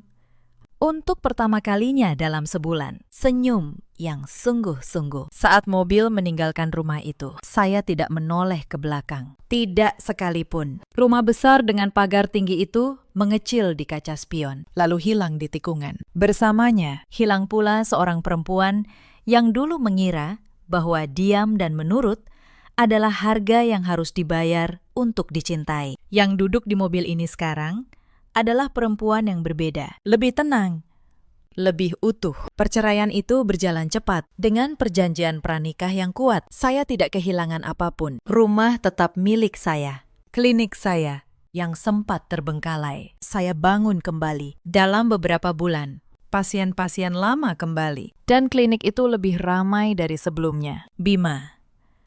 Saya dengar perusahaannya benar-benar kehilangan kontrak besar itu. Dia dipindahkan ke posisi yang jauh lebih rendah. Lalu akhirnya mengundurkan diri. Ibu Sinta, yang dulu begitu bangga dengan rumah besarnya, harus menjual sebagian asetnya saat bisnis keluarga ikut goyah. Ratih, yang dulu menyeringai melihat saya menderita, kini sibuk mencari pinjaman ke sana kemari. Saya tidak merasa puas. Saya juga tidak merasa menang. Saya hanya merasa, akhirnya, keadilan menemukan jalannya sendiri. Saya tidak pernah harus mengangkat tangan. Saya hanya perlu berhenti diam dan membiarkan kebenaran berbicara. Yang menarik, beberapa minggu setelah kepergian saya, Bu Lastri bercerita bahwa rumah keluarga Mahesa menjadi sangat sepi, tanpa menantu yang bisa diperintah, tanpa asisten rumah tangga yang dipecat. Ibu Sinta harus mengerjakan semuanya sendiri. Beliau yang dulu duduk mengawasi sambil menyesap teh, kini harus memasak,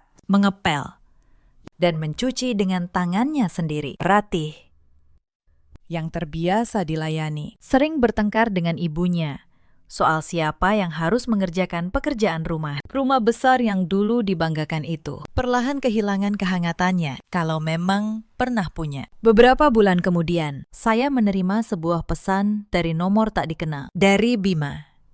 Isinya panjang, penuh penyesalan, memohon kesempatan kedua. Saya membacanya sampai habis. Lalu, saya menghapusnya tanpa membalas. Bukan karena saya membencinya, tapi karena saya akhirnya mengerti bahwa seseorang yang hanya menyesal setelah kehilangan tidak pernah benar-benar menyesali apa yang dia lakukan. Dia hanya menyesali akibatnya. Hari ini, klinik saya berkembang lebih besar dari sebelumnya. Saya membuka cabang kedua. Saya merekrut Bu Lastri sebagai kepala rumah tangga, digaji dengan layak dan dihormati. Ayah saya, yang dulu menyimpan rahasia tentang relasinya, kini lebih sering tertawa karena katanya, putrinya akhirnya berdiri di atas kakinya sendiri. Saya tidak menikah lagi sampai sekarang. Bukan karena saya trauma, tapi karena saya belajar bahwa lebih baik sendiri dengan martabat utuh daripada berdua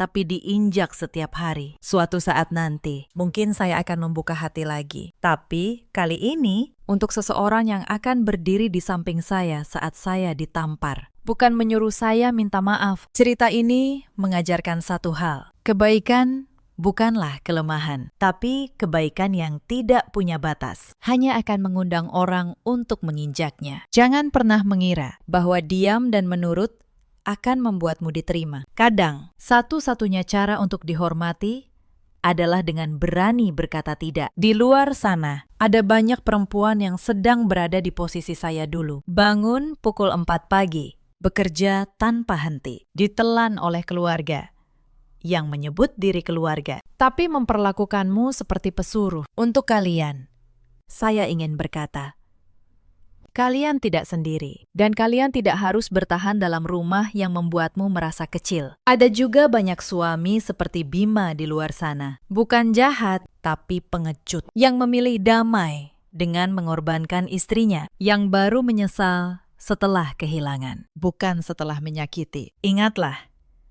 diam saat orang yang seharusnya kamu lindungi disakiti adalah sebuah pilihan. Dan pilihan itu punya akibatnya sendiri. Dan ada pula para ibu mertua yang mengira bahwa kekuasaan atas menantu adalah hak yang bisa diwariskan, yang mengumpulkan korban, bukan keluarga. Pada akhirnya, rumah yang dibangun di atas penindasan akan runtuh oleh keserakahannya sendiri. Dalam hidup, kita selalu punya pilihan. Untuk diam, atau untuk berdiri. Untuk bertahan demi terlihat baik, atau untuk pergi demi menjaga diri sendiri. Saya memilih berdiri, dan saya tidak pernah menyesalinya. Bagaimana dengan kalian?